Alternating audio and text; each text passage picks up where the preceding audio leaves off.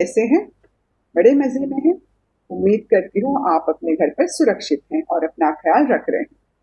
तो बच्चों, आज मैं आपको एक बहुत अच्छी कहानी सुनाने जा रही हूँ।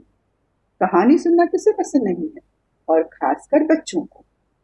और हर एक कहानी हमें कुछ न कुछ सीख जरूर देती है। और जो कहानी मैं आज आपको सुनाने जा रही हूँ, उसमें से भी हमें एक अच्छी सीख मिलती है। शोलापुर नामक गांव में किशन और ललिता नाम के एक दंपति रहा करते थे, और बालू उनकी इकलौती संतान थी। माता पिता की इकलौती संतान होने के कारण बालू बहुत जिद्दी था, और किशन और ललिता भी उसकी हर जिद पूरी करती थी। कभी खिलौनों की जिद, कभी खाने पीने की चीजों की जिद। ललिता और किशन ये नहीं सोचते कि हम इसे धीरे धीरे जिद्दी बना रहे हैं। हर रोज उसके लिए एक नया खिलौना खरीद कर देती थी, चाहे आवश्यकता हो या ना हो। बालू भी जो है बड़ा जिद्दी होने लगा, और किसी न किसी तरह अपनी बात मनवाना उसे आने लगा। एक दिन उसने देखा कि पड़ोस का रामू, जो कि उसका अच्छा मित्र भी है, वह एक हवाई जहाज से खेल रहा है। खिलौनों वाला हवाई जहाज। पर उसे देखकर बालू का मन बहुत ललचाया। उसने रामू से विनती की, मुझे कुछ क्षणों के लिए अपना खिलौना दे दो, मैं तुरंत तुम्हें वापस कर दूंगी। रामू भी थोड़ा अड़ियल था। रामू ने कहा, मैं क्यों दूं? तुम अपने माता पिता से मांग लो, मैं नहीं देने वाली। पर बालू वहीं अड़ा रहा। उसे लगा कि रामू मेरा दोस्त है, मुझे दे ही देगा। पर रामू टस से मस नहीं हुआ। बालू ने जब देखा कि रामू जो है उसे खिलौना देने से इनकार कर रहा है, उसे बड़ा गुस्सा आया। दोनों में हाथापाई होने लगी, मारपीट होने लगी। चिल्ला पुकार सुनकर बालू की माँ दौड़ते हुए आई। देखा कि दोनों आपस में झगड़ रहे हैं। बालू की माँ ने बालू को बड़ा समझाने का प्रयास किया और कहा कि जिद करना अच्छी बात नहीं है। रामू तुम्हारा दोस्त है, आज खिलौना उसके लिए नया है, कल तुम्हें दे देगा। पर बालू सुनने वालों में से नहीं था। रोते गया, रोते गया, रोते गया। उसने न खाया न कुछ पिया, उसी तरह भूखा सोया। और जब देखा ललिता और किशन ने कि बालू नींद में भी बड़बड़ा रहा कि मुझे हवाई जहाज वाला खिलौना चाहिए, और रोई जा रहा, तब दोनों को बड़ा बुरा लगा। दोनों ने सोचा कि बालू हमारी इकलौती संतान है, तो क्यों ना उसकी हर जिद हम पूरी करें। तो जब सुबह बालू तड़के उठा और आंगन में चला गया, देखा कि सुंदर सा खिलौना वाला हवाई जहाज उसके लिए रखा हुआ था। बालू बड़ा खुश हुआ, और बालू के माता पिता भी बड़े खुश हुए बालू के चेहरे पर हंसी देखकर। और बालू खिलौनों से खेलने लगा। एक दिन उस गांव में एक महावत हाथी के साथ आया। जैसे ही बालू ने हाथी को देखा, बालू का मन किया कि मैं हाथी पर बैठकर पूरे गांव की सवारी करूं। उसने महावत से विनती की, पर महावत नहीं माना। तो बालू की माँ ने महावत से कहा कि मेरे बच्चे को गांव का एक चक्कर आप कटवा दो, आप चाहे जितने पैसे ले लो। महावत ने कहा, ठीक है, चलो। उसने बालू को हाथी पर बिठाया, पूरे गांव का एक चक्कर कटवाया, दूसरा चक्कर कटवाया। और बालू को इतना मजा आने लगा कि उसे नीचे उतरने का मन ही नहीं किया।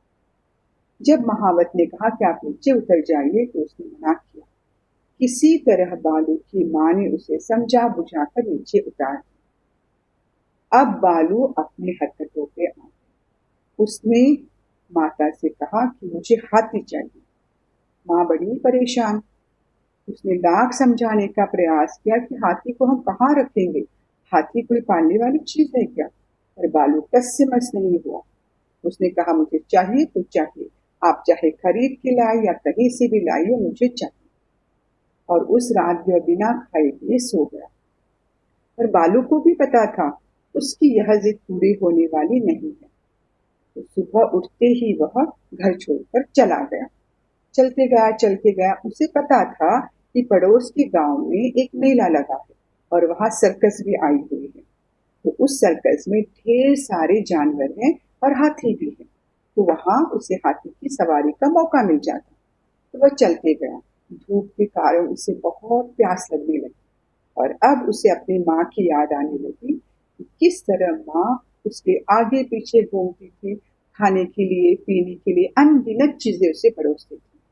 पर वह जिद्दी था, वापस घर जाना नहीं चाहता। आगे बढ़ता गया, बढ़ता गया, बढ़ता गया। अब भूख के मारे उसका हाल बेहाल। अब उसे और अपनी माँ की ज्यादा याद आने लगी, पर फिर भी वह वापस मुड़ने वालों में से नहीं था। किसी तरह भूखा प्यासा वह सर्कस तक पहुंच ही गया और उसने सर्कस के मालिक से गुजारिश की, मुझे हाथी की एक सवारी करा दो। सर्कस का मालिक बड़ा दयालु इंसान था। उसने देखा कि बालू के आगे पीछे कोई नहीं है, तो ये लड़का घर से भागा हुआ लगता है। तो उसने बालू को हाथी की सैर करवाई और खाने पीने का सामान भी दे दिया और बिठाया। इधर ललिता और किशन का बड़ा बुरा हाल रो उठा। ललिता तो रोई जा रही थी, रोई जा रही थी। उसे समझ नहीं आ रहा था कि बालू इतनी छोटी उम्र में कहाँ जा सकता है। तभी गांव का एक व्यक्ति उनके पास आता है और वह कहता है कि आपके बालू को मैंने पड़ोस के गांव में सर्कस लगी है वहां देखा है। तो तुरंत दोनों भागे भागे पड़ोस के गांव रामपुर चले जाते हैं। वहां देखते हैं कि सर्कस का मालिक उसे समझा रहा है। उसे कह रहा है कि इस संसार में सबसे ज्यादा अगर कोई आपका ख्याल रखने वाला है, आपकी फिक्र करने वाला है, आपकी चिंता करने वाला है, तो वो आपके माता पिता। तो आपको इस तरह घर छोड़कर नहीं आना चाहिए। बालू को भी सर्कस के मालिक की बात समझ में आ गई। वह अपने माता पिता को बहुत याद कर रहा था और जब उसने देखा ललिता और किशन उसके सामने खड़े हैं, तो उसके आंसू रुक नहीं पाए और रो के अपने माता पिता के गले लग गया। उसे अपनी गलती का एहसास हुआ कि हमें अनावश्यक चीजों के लिए जिद नहीं करनी चाहिए और किशन और ललिता को भी अपनी गलती का एहसास हुआ कि हमें अपने बच्चों की सारी जिदें पूरी नहीं करनी चाहिए। जो आवश्यक है उन जिद को पूरा कीजिए। जहाँ आवश्यकता नहीं है उन चीजों को लाकर नहीं देना चाहिए। तो दोनों जो है गले मिलते हैं और खुशी खुशी अपने घर चले आते हैं। तो बच्चों, आपको भी इस कहानी से यही सीख मिलती है ना कि हमें अनावश्यक चीजों की जिद नहीं करनी चाहिए। तो मुझे लगता है आपको कहानी बहुत अच्छी लगी होगी। धन्यवाद। अपना ख्याल रखिए, घर पर रहिए, सुरक्षित रहिए।